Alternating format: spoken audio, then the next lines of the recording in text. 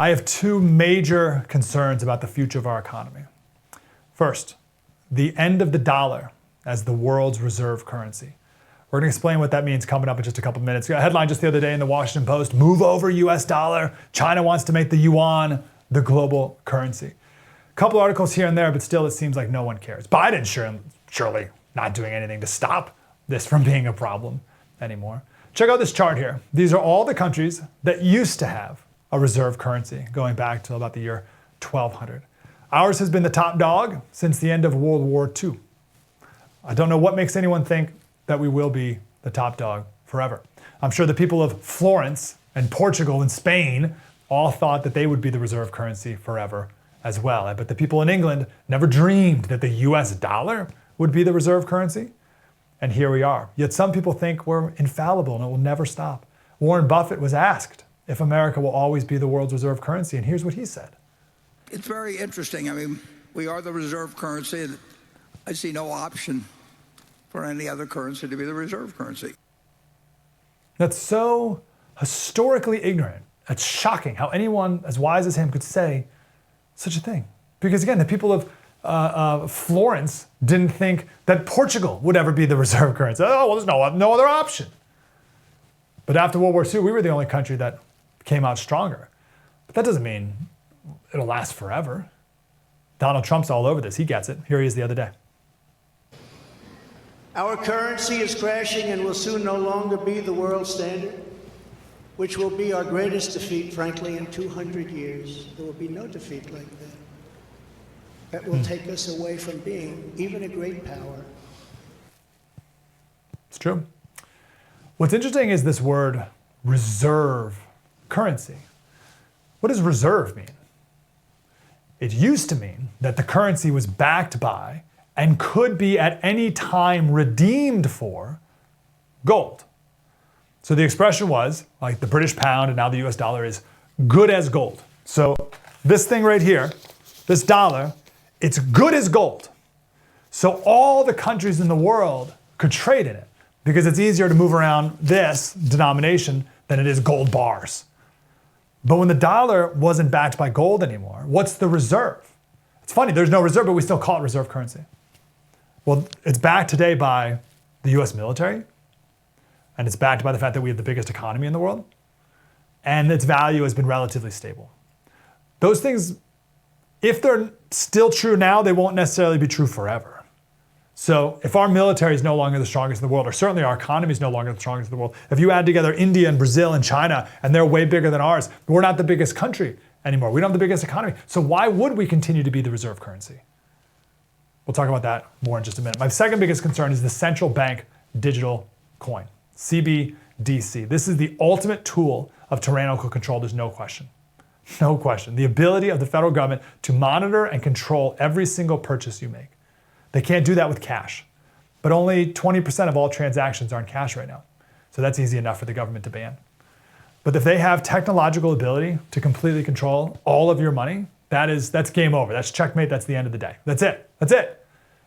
RFK Jr. got in trouble a couple of years ago when he said that the ambition of every totalitarian leader is to control every aspect and behavior and thought of every human in their power and their control.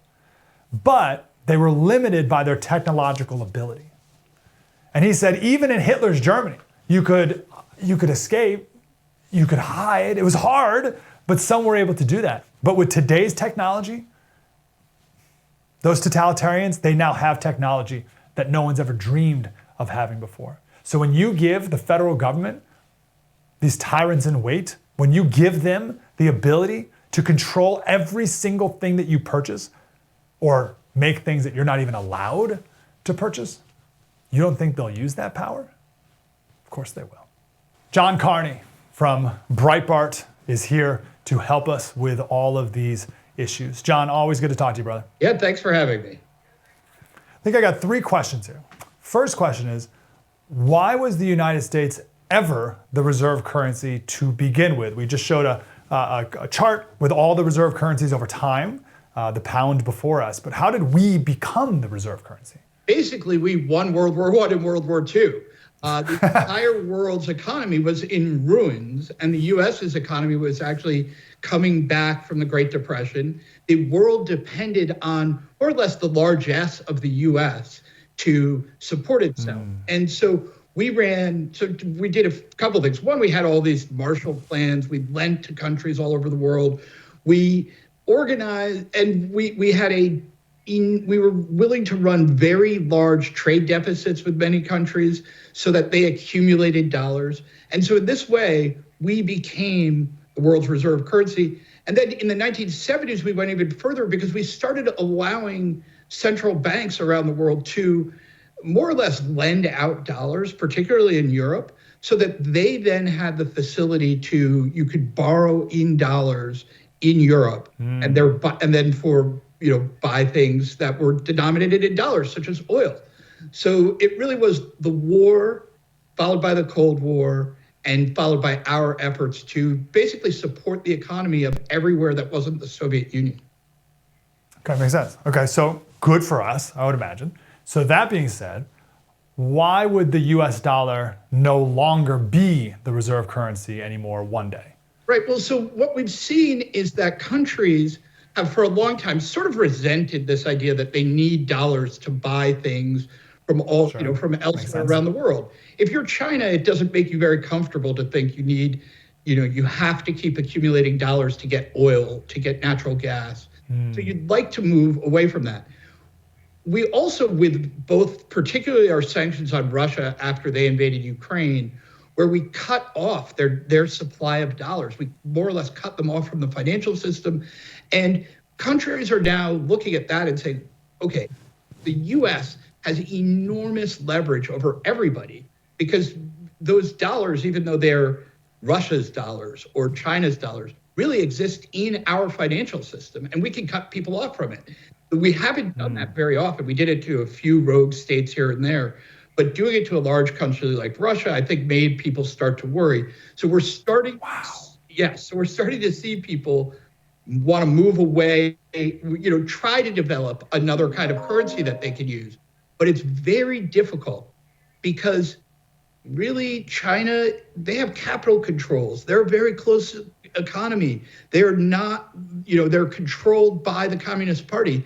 So if you're mistrustful of the US government, turning your economy into one that relies on China's currency is probably not very wise. Yes, interesting. It makes sense, though, why China wouldn't want to have the US dollar be the reserve currency. Just like I wouldn't want the yuan to be the world. Like I wouldn't like we're already upset enough at China for having such a control over our antibiotic production. I would hate for China to be in charge of our monetary system, right? So I get it from their perspective why they don't want us to be. So let's say the BRICS countries get together and come up with a new thing, or whatever, right? And the dollar's no longer the reserve currency. What's the problem with that? Why does that hurt me, day to day, Mike Slater, John Carney, walking around in America? How is that bad for us?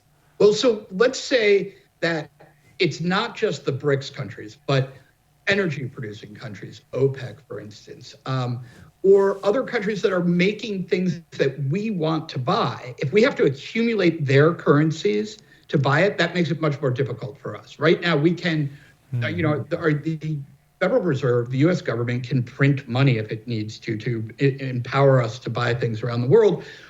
And we can't print the yuan. That said, I don't think that if we get displaced as the only currency, as the only reserve currency for the rest of the world, that's going to be as big of a problem, because it's not like France, the UK, Germany, even Mexico is going to start regularly using yuan to purchase stuff. That's not going to happen.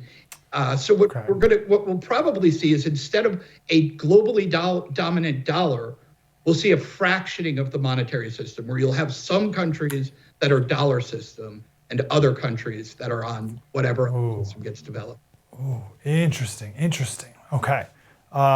Still, though, not great for us, right? It's best that we're the... Is the way I'd put it. And it might not be great for us, but then again, being the reserve currency actually has its costs. I mean, one of the ways we became the reserve currency is we run trade deficits all over the world.